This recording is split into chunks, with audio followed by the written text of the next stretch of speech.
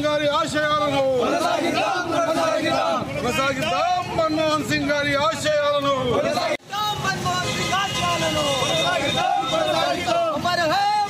ప్రధానమంత్రి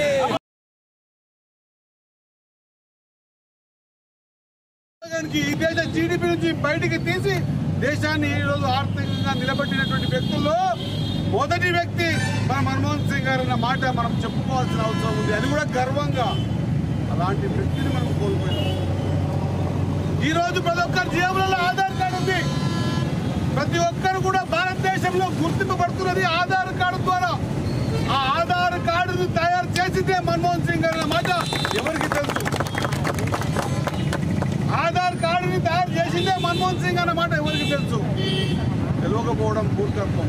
తెలుసుకోవాల్సిన అవసరం ఉంది. ఈ రోజు ఇంతకుముందు కోళ్ళ వెంకటేష్ గారు మాట్లాడుతూ వ్యవసాయానికి పెద్దపీట వేసిండు. నిజంగా కూడా వ్యవసాయానికి కాకుండా కూలోళ్ళకి అందరికి కూడా పని దొరకకపోతే 100 రోజుల పనిని స్టార్ట్ చేసిందే మన్మోహన్ సింగ్ గారు అన్నమాట తెలపాల్సిన అవసరం ఉంది.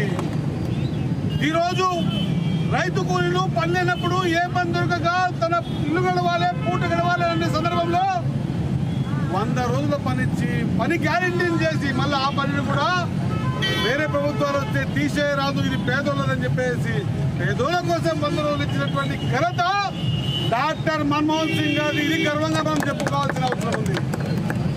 ఆధార్ కార్డు డాక్టర్ మన్మోహన్ సింగ్ గారు తెచ్చింది, ఇది మనం చెప్పుకోవాల్సిన అవసరం ఉంది. సంఘ సంస్కర్తగా, ఆర్థికవేత్తగా దేశం ఆర్థిక కోరల్లో చిక్కుపడ్డ ప్రతిసారి కూడా దేశాన్ని నిలబెట్టినటువంటి వ్యక్తి మన్మోహన్ సింగ్ గారు అని చెప్పుకోవాల్సిన అవసరం ఉంది. అలాంటి